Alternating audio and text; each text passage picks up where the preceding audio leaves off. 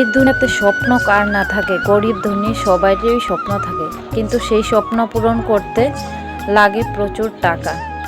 আর এই টাকা সবার পক্ষে ইনকাম করা সম্ভব না, কারণ আমরা ছোট থেকেই মধ্যবিত্ত ফ্যামিলি থেকে উঠে এসেছি। আর নিজে ইনকাম করে অনেকটা বছর ধরে নিজের সংসারটা চালাতে হয়। পিছন দিয়ে যে কেউ খুঁটিয়ে দেবে এমন কেউ কিন্তু আমার নেই। আর উপর ভরসা করেছিলাম, সেও কিন্তু তেমন না যে তার উপর আমি ভর করতে পারবো। তো নিজের সব কিছু কিন্তু নিজেকেই মেনটেন করতে হয়। যাই হোক, আমি তোমাদের সঙ্গীতা তোমাদের জন্য নিয়ে এসেছি ছোট্ট একটা মিনি ব্লগ। Good morning. আজকে অম্বুবাচীর দ্বিতীয় দিন। তো দেখো, আমি কিন্তু স্নান করে ফেলেছি। আর যেহেতু অম্বুবাচী কাপড় টাপড় ধোয়া যায় না, তারপর কিন্তু আমার কাপড়টার মধ্যে মিষ্টির জল পড়েছে, সেই কারণে কিন্তু আমি খালি জল দিয়ে বেডশিট পিলো টিলো সব ধুয়ে দিলাম স্নান করার সময়। তো অম্বুবাচীতে তোমরা সবাই কি করছো কমেন্টে কিন্তু জানিও। ভিডিওটা আমার আপলোড করতে কিন্তু অনেকটা দিন দেরি হয়ে গেল, কারণ এটা তখন ছিল অম্বুবাচীর ভিডিও, আর অম্বুবাচী কিন্তু এখন নিয়ে চলে গেছে।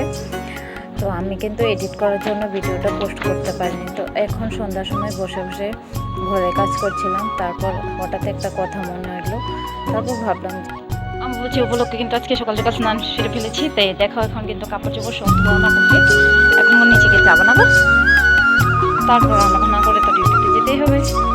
তো চলো এখন আমরা নিচে চলে যাই। নিয়ে নিলাম আমার ভাঙা বালতিটা।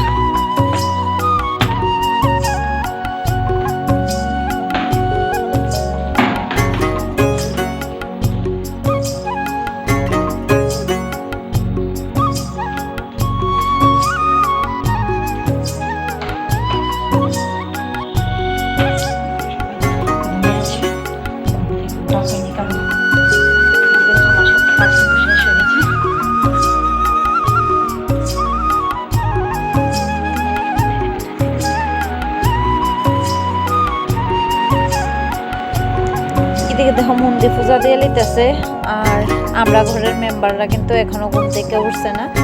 এই যে দেখো ঘুমাই দিছে একজন এই বিছনাথ।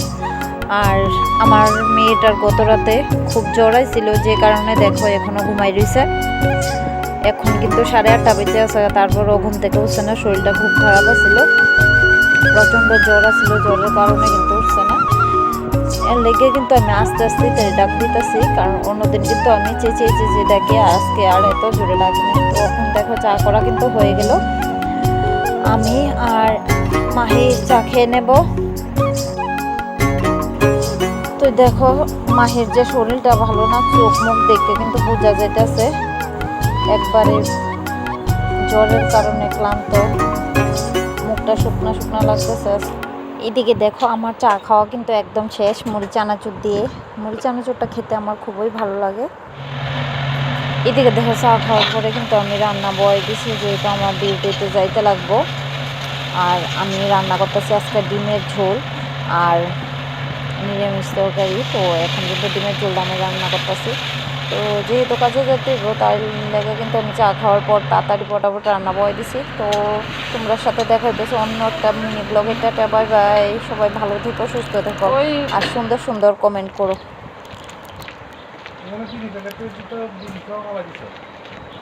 সব কাজ শেষ হওয়ার পর এখন দেখো আমি কিন্তু বেরিয়ে পড়েছি ডিউটিতে যাওয়ার জন্য। রাস্তাটা একদম ফাঁকা, গিয়ে টমটমে করে চলে যাবো। টাটা, দেখা হচ্ছে আবার নতুন আরেকটি মিনি ব্লগে। বাই।